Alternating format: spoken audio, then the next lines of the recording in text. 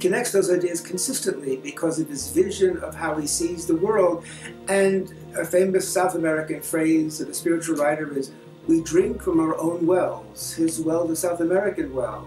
It's a way of looking at life where they look at the fact that Argentina defaulted. Now it's twice, as a matter of fact, in this very year.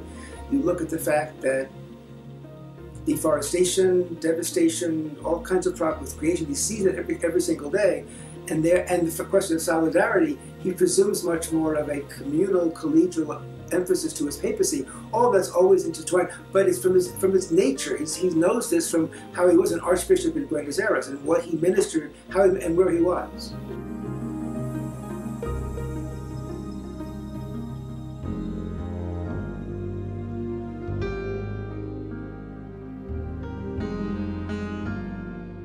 I'll never forget being in the Basilica of St. Francis some years ago, in the Lower Basilica, and there was a Franciscan giving a tour, and it was about the virtues and about the vows, and all of a sudden Lady Poverty was the one that he focused on. And he spoke about poverty in many, many ways, and opened my eyes to the fact of waste and what we do in terms of how we overconsume, underconsume, throw things away, and spoke about how the needy down the block in Assisi in the old age homes are the ones who benefit when people finally wake up and realize, we've got to share this with those down the block. It's as simple as that, or as complex as that.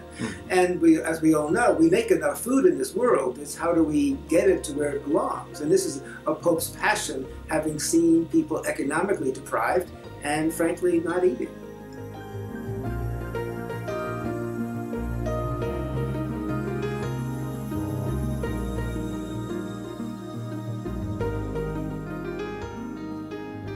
I happened to have been there that day and listened to that homily and saw a text immediately, and I noticed that the point was about caring for the other, and it was the solemnity of St. Joseph. And you think of Joseph and Mary, and all of a sudden he broke the mold from just the Holy Family to concern for others and for creation. And he's consistently done that in his papacy and his teachings, and certainly when he met the Patriarch in Jerusalem in May of 2014, part of that was about creation, part of that was ecumenical cooperation. So it's a very wide-angle lens on the world and a wide-angle lens on the world's problems.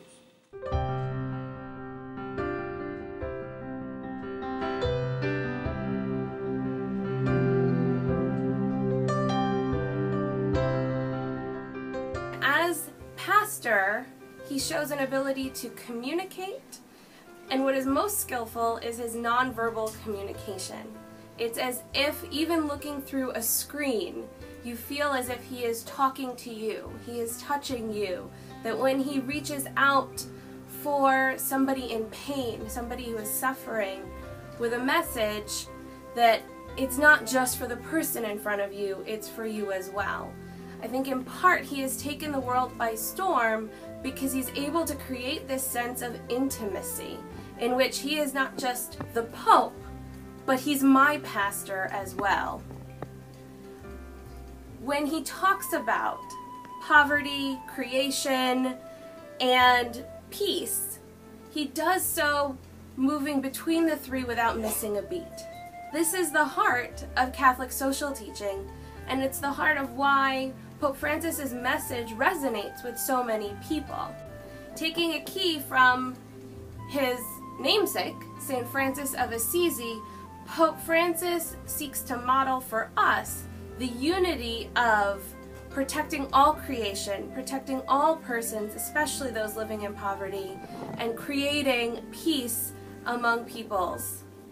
This is really the heart of the unity you get in Francis of Assisi, and we're watching that spirituality lived out with Pope Francis.